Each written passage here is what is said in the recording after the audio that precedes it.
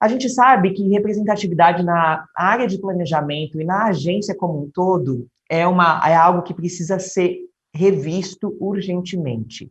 As comunidades subrepresentadas, elas não conseguem, muitas vezes, ou não chegar a cargos altos, ou nem ao menos ter a chance de acessar as agências de publicidade, né? Isso é uma coisa muito séria que a gente precisa realmente revisitar e reconstruir essa narrativa na área de publicidade.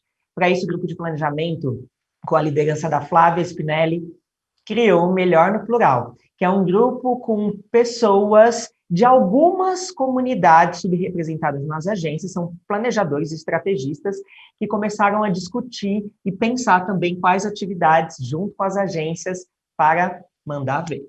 Sim, fazemos parte também.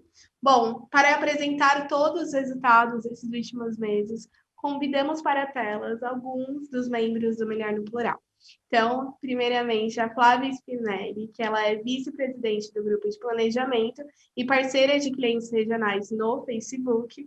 Logo em seguida, o Thiago Tuiuiu, que é supervisor de planejamento na África, e a Gisele Bambassi, que é diretora de estratégia na Wunderman Thompson. É com vocês, queridas. Vai lá!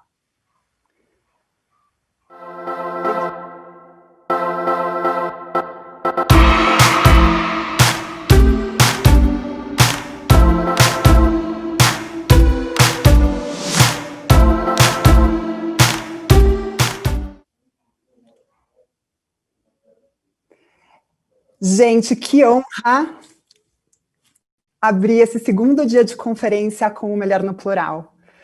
Ontem, o que foi aquele dia, né? Tanta inspiração, tanta coisa séria também para a gente pôr na mesa e começar a conversar. Hoje, pelo que eu estou sabendo, promete muito também. Como a Verô falou, eu sou a Flávia Spinelli, eu sou vice-presidente de planejamento do grupo de planejamento há mais ou menos 2 anos, quase 2 anos. Eu trabalho no Facebook há quase 3, e antes disso eu fui planejamento em agências por muitos e muitos anos. Há algum tempo eu venho me envolvendo com programas focados em aceleração de diversidade em negócios e agências, como, por exemplo, uma Gary Aberta, o Hear Her Voice, e mais recentemente a formação da Aliança de Diversidade e Inclusão Global no Facebook. E por isso, quando o Rodrigo Maroni me convidou para fazer parte dessa gestão com ele, eu entendi que a gente tinha na mão uma oportunidade incrível de trazer pluralidade para o centro e para o coração do grupo de planejamento. E é por isso que a gente está aqui hoje. Nos últimos 2 anos, a gente trabalhou duro para o que, no meu ponto de vista, foi um pequeno passo, mais um passo, na aceleração de diversidade. E é sobre esse passo que a gente vai falar hoje. A gente está aqui em 3 pessoas, mas representando um grupo muito grande de gente que se juntou para fazer a diferença. Eu acho que muitas dessas pessoas estão aqui no chat com a gente, assistindo, então, por favor, escrevam no chat, participem da apresentação com a gente, porque essa não é uma apresentação só nossa, é de todos nós. Eu vou passar para a Gi agora para ela se apresentar.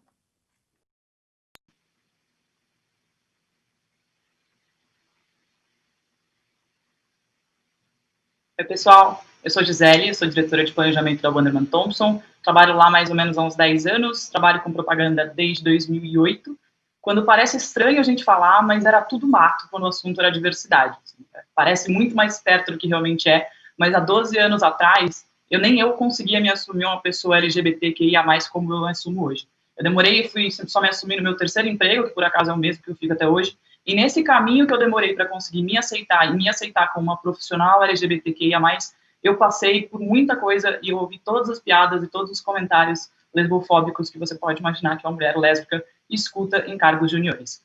Hoje eu estou há 10 anos no mesmo espaço e eu tenho certeza que eu só estou nesse mesmo espaço porque foi um dos poucos espaços que eu fui acolhida, que me respeitou do jeito que eu era, e eu sei que isso é um ponto fora da curva. E foi a partir daí que eu percebi que fazia sentido me juntar ao Melhor no Plural para que todo mundo também conseguisse se sentir acolhida como eu me senti. Vou passar para o Tuiuiu, que também tem uma história bem legal. Boa tarde, eu sou o Tuiuiu, eu venho do Parque Figueira Grande, aqui na Zona Sul de São Paulo. Inclusive, eu quero mandar um Laos, que é uma forma como a gente se expressa aqui na região e falar que, se vocês estiverem assistindo, a presença de vocês aqui é muito importante. Eu sou formado em jornalismo, esse ano eu lancei o Projeto Quadros, que é um audiodocumentário que busca entender como a meritocracia influencia a carreira de jovens negros e pobres no mercado publicitário a partir de histórias reais. Além disso, também eu trabalho há 2 anos na Agência África e hoje sou supervisor de planejamento atendendo as contas de Brahma e Budweiser. Então, agora a gente quer falar um pouco de como que iniciou essa conversa sobre pluralidade e planejamento.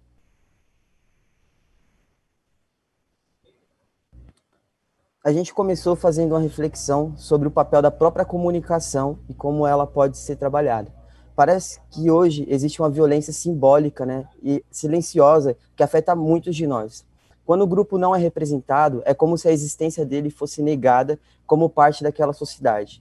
Uma violência que, quando a gente analisa os jornais, não para na semântica. Um exemplo disso foi o que aconteceu recentemente com o George Floyd, que fez tantos outros casos ganhassem notoriedade. Passamos a falar mais sobre o racismo e como ele está presente também em todas as estruturas, mas também provou o quanto esses casos foram invisíveis durante muito tempo. A violência contra a população negra não existia no Brasil, será?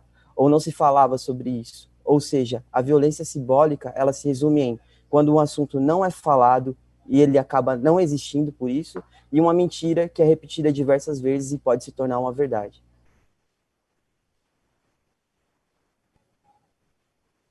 Muito desse problema que a gente identificou se dá pela falta de pessoas que pertençam a esses grupos e falem suas próprias narrativas, contem suas próprias histórias e ajudem a gente a chegar nessa comunicação mais inclusiva, mais assertiva para todo mundo.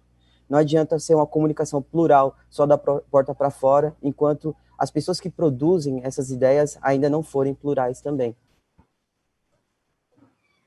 Essa é uma ferida que vem sendo exposta já há algum tempo.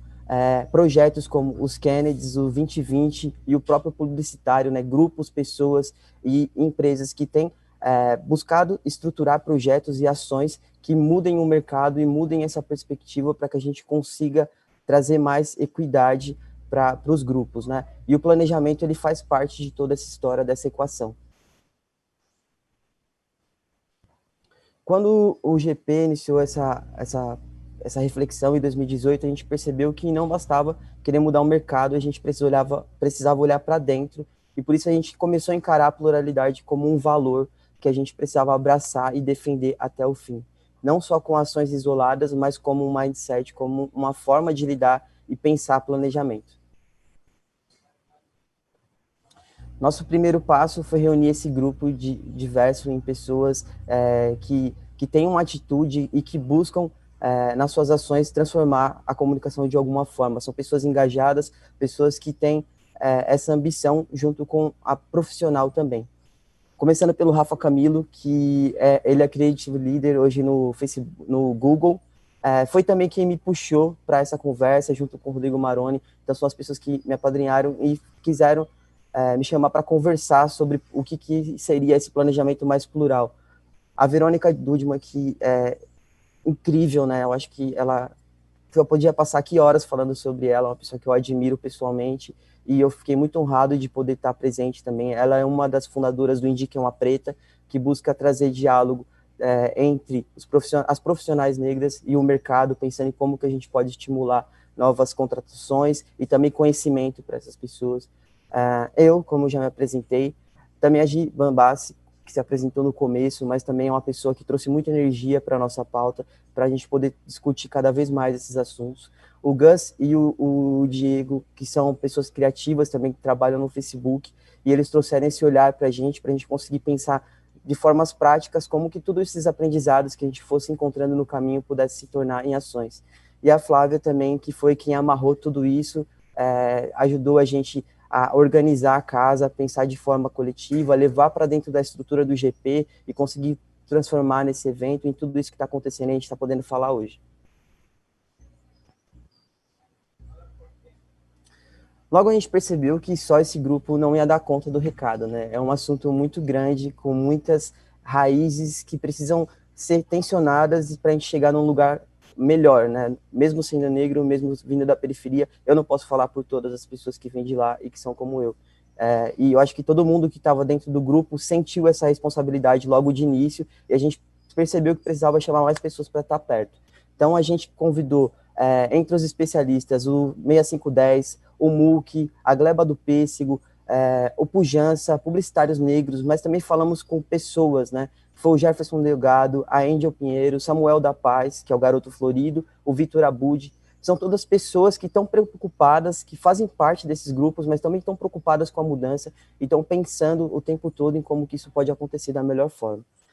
Agências também foram convidadas a participar, algumas que já começaram a pensar na pluralidade, criar seus programas, outras que estão pensando em como fazer isso e estão perdidas, e outras que não se preocupam, para a gente tentar entender o que a gente pode levar de mensagem, mas também o que a gente pode levar de conhecimento para expandir essa conversa. Líderes dentro dessas agências, porque se a gente quer falar com o planejamento e com as agências e as áreas, a gente precisa ser aliado dos líderes que estão puxando essas contratações, que estão fazendo a conversa acontecer. E o Lô Curioso, que foi incrível, foi um grande parceiro nosso de pesquisa, ajudou a gente a pensar nos insights, conversar com as pessoas, organizar essas conversas, sempre disposto e fazer isso como um parceiro, né? Assim como a gente tem sido também feito essas coisas todas de forma espontânea, o Lô Curioso também se juntou com a gente de forma espontânea. E foi justamente com a ajuda desse monte de pessoas que o Tuiuiu falou aí que a gente percebeu que o nosso ponto de partida não era redescobrir a roda. A principal coisa que a gente tinha que fazer era justamente ouvir, entender e identificar ferramentas de aceleração de inclusão que já estivessem acontecendo no mercado, que já estivessem fazendo alguma diferença para a gente. Por isso, e acho que até alguns de vocês devem se lembrar, porque a gente pediu ajuda para muita gente, a gente foi bastante chato nisso, a gente rodou uma sondagem que contou justamente com a resposta de diversos líderes de planejamento em todas as agências. A gente teve agência pequena, teve agência média, teve agência grande, teve até veículo, consultoria, teve produtora, teve muita gente querendo ajudar. E ficou muito claro que mesmo fora do universo do planejamento, tinha muita gente que queria se fazer ouvida nesse processo.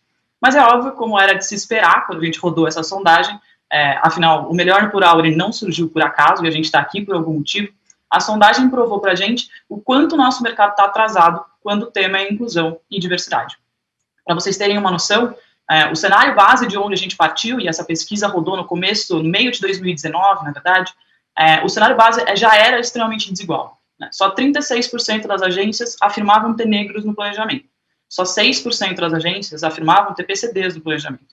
Só 15% afirmavam ter pessoas acima de 50 anos no planejamento. E 50 anos nem é a melhor idade que as pessoas falam, né? 50 anos é uma idade super próxima. E para piorar ainda, apenas 19% declaravam ter negros em cargos de gerência ou superior. Lembrando aqui que isso é sobre percentual de agências, tá? A gente não está falando de percentual de pessoas. É óbvio que se a gente fosse fazer um censo, pessoa a pessoa, e entender tamanho das equipes versus diversidade, esses números iam ser muito piores. E aí, além da gente passar de um cenário muito atrasado, a gente percebeu que a gente não estava fazendo quase nada para mudar. Mais da metade das agências, 53% delas, afirmavam não ter nenhuma iniciativa em 2019 para acelerar a diversidade. Só 17% tinham alguma política de contratação de diversidade e só 13% diziam que tinham alguma iniciativa de inclusão realmente estruturada, em que você podia contar com um comitê, com ações constantes que realmente visavam a inclusão da diversidade a longo prazo. E aí, para piorar também, só 5% declaravam ter um programa de mentoria e treinamento pós-contratação. E aqui a gente nem fala só de quem entra, a gente fala também de quem já está e que vai receber pessoas diversas dentro da equipe. Ou seja, quase ninguém colocava ninguém para dentro e quando colocava não se preocupava com o tipo de adaptação e a qualidade da adaptação que essas pessoas teriam no nosso mercado. E aí é óbvio que também é muito importante ressaltar, e a gente viu isso nas nossas pesquisas que a gente fez, que, basicamente, todos os programas de aceleração de diversidade que são feitos, foram feitos com base em incômodos pessoais, né? Ou seja, a gente, enquanto líder, ou uma pessoa, enquanto líder, se sentia incomodada, falava alguma coisa, conseguia fazer alguma movimentação dentro da sua agência, e só aí a liderança realmente das agências e os RHs começavam a se movimentar. Por isso que também para a gente foi muito importante fazer esse mapeamento de barreiras do que acontecia dentro das agências, principalmente com quem não estava contratando, porque a gente às vezes fica aí parado achando que o nosso incômodo não repercute ou o nosso incômodo não é capaz de fazer a diferença. E foi justamente o contrário. no momento em que a gente não tinha tanta institucionalização da discussão, as iniciativas existentes de 2018 até o começo de 2020 eram basicamente nascidas de impulsos individuais das pessoas que estavam dentro dessas agências. Quando a gente foi fazer esse mapeamento das barreiras, e a gente foi falar tanto com quem não contrata, como com quem contrata, a gente entendeu que existiam vários pontos de partida que a gente poderia utilizar como pontos de partida de ação para a gente ajudar a mudar esse cenário. E é óbvio que na hora que a gente vai falar com quem não contrata, a lista de motivos é praticamente infinita. Vem aí a falta de interesse das lideranças, a falta de repertório das pessoas que estão a fim de contratar, a baixa importância dada para a inclusão da diversidade nos diálogos das agências, a falta de processo, a falta de um RH estruturado. A gente sabe muito bem como funciona em agência, não são grandes empresas com RHs estruturados e preocupados com a qualidade de vida dentro dos ambientes de trabalho, e a crise econômica e várias outras, eu vou chamar de desculpas aqui, que aparecem nesse momento em que a gente se sente um pouco mais ameaçado, como se inclusão fosse uma ameaça, né? O famigerado medo de arriscar, nesse momento não é a hora, eu queria muito ter começado, mas por causa da crise econômica eu não comecei, aí veio a pandemia e eu também não comecei. Do ponto de vista de quem acaba não sendo contratado e não consegue furar a bolha da contratação e entrar no nosso mercado, o cenário é uma realidade bem difícil. Você tem o preconceito, você tem machismo, racismo estrutural, você tem viés inconsciente, você tem um ambiente hostil das agências, que já é um ambiente hostil até para pessoas que são mais representadas, imagina para os grupos menos representados dentro do nosso mercado. O famoso quem indica, que é uma das coisas que a gente mais tenta combater, que é como que a gente fura essa bolha da indicação. Os conhecimentos específicos e extremamente padronizados que as agências exigem e que acabam tanto alienando os outros conhecimentos de pessoas que têm outras formações e que são pessoas mais plurais. Tem muita coisa para a gente desconstruir, tem muita coisa dentro dessa pesquisa que a gente descobriu, que é um ponto de partida muito interessante para a gente começar a mudar a mentalidade. O nosso plano inicial era justamente pegar essas descobertas, fazer um grande catadão de informações, processar tudo isso, refletir com os líderes das agências e surgir com iniciativas mais estruturadas para ajudar a mostrar para todo mundo que dá para ser diferente. E aí veio o Covid, e todo mundo que está aqui sabe muito bem o que aconteceu quando veio o Covid.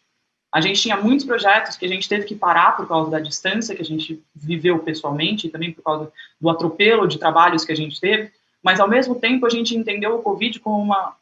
É feio chamar de oportunidade, porque o Covid não é muito uma oportunidade, mas era um momento muito propício para que a gente conseguisse colocar na rua outros projetos que a gente tinha na nossa manga e que nunca tinham saído do papel.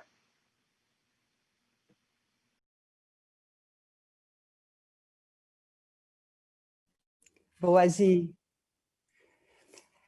E aí a gente viu que era o momento de a gente começar a avançar em alguns pilares que são extremamente importantes, como, por exemplo, preparar, ajudar as pessoas que querem começar uma carreira ou subir e dar os primeiros passos com cursos, eventos e oficina de portfólio.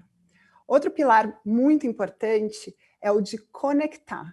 O Emicida falou ontem, e eu até anotei aqui, uma coisa que me marcou demais. Ele falou que o superpoder dos brasileiros é o encontro. Que toda pessoa que nasce aqui no Brasil e não produz encontros, não produz pontes, é um desperdício. Existem pessoas incríveis só procurando uma oportunidade igualmente incrível. E é esse o nosso grande objetivo nesse pilar, reunir todos os nossos superpoderes de pessoas no grupo de planejamento que podem criar essas pontes e criar muitas e muitas pontes. E o terceiro pilar, mas não menos importante, o de inspirar. Como o Tuiuiu e a Gi falaram, a gente sabe que as ideias não começam do zero, que tem coisa boa acontecendo aí. E compartilhar essas informações do que dá certo e o que pode mudar o nosso mercado, o quão mais rápido a gente puder, é fundamental. Então, a gente tem esse papel de dar espaço para boas ideias, que elas sejam escaladas.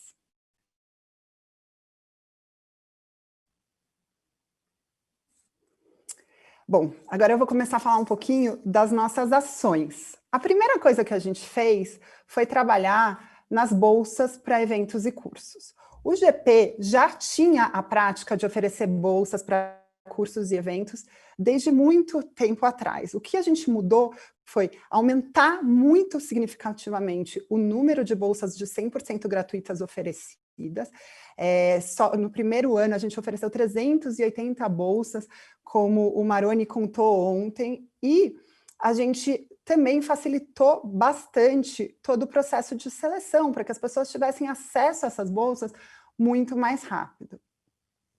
Outra iniciativa muito importante e que eu acho que gerou maior impacto é o Papo Aberto.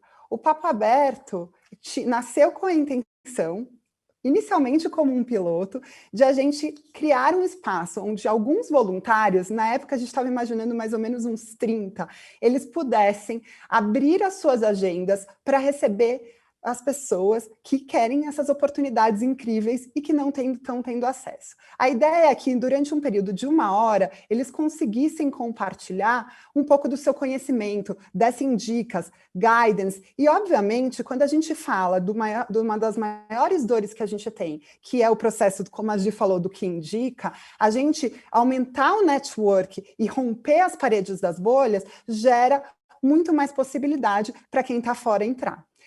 O que surpreendeu a gente demais foi que a gente não teve 30 voluntários quando a gente abriu a história do Papo Aberto. A gente teve quase 200.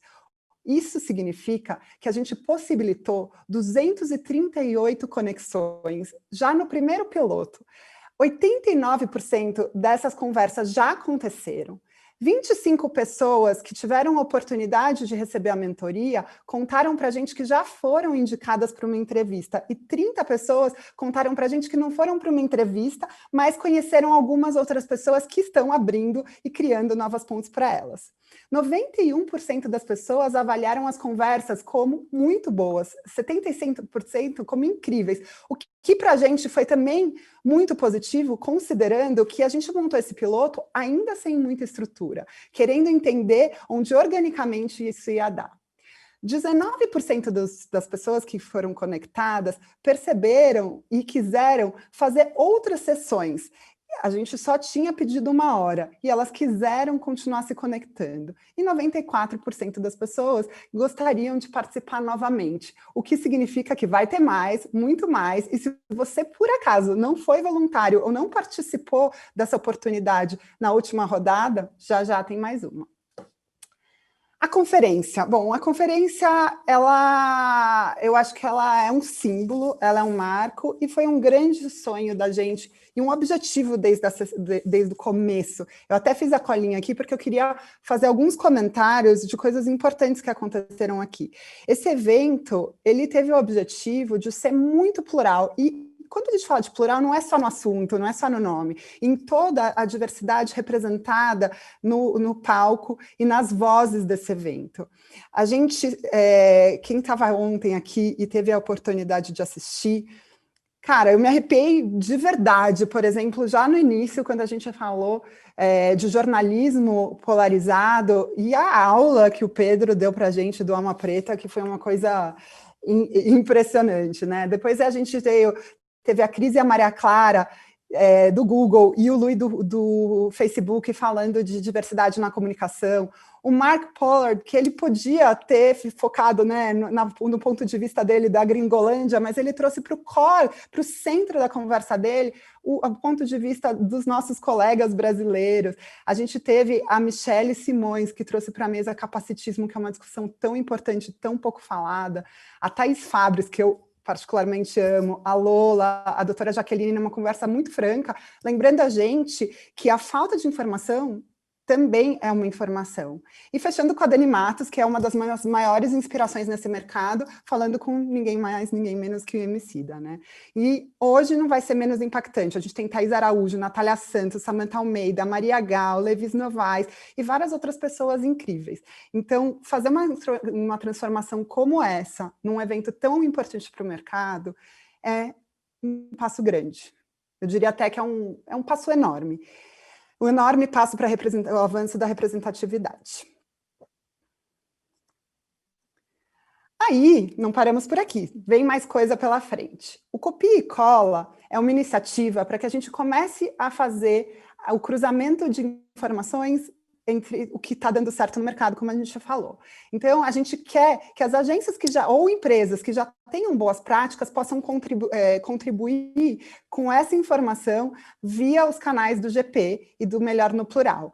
Então, se por acaso a sua empresa ou a sua agência tem alguma coisa pequena ou grande que está funcionando muito para aceleração da diversidade e acolhimento e inclusão, por favor, marquem esse QR Code, já acionem ele agora, que você vai direcionar vocês para um questionário onde vocês vão poder submeter a ideia de vocês. Eu espero que muitas ideias sejam compartilhadas, porque tem muita coisa legal acontecendo aí. Eu vou dar só um minutinho para vocês terem tempo de capturar o QR Code.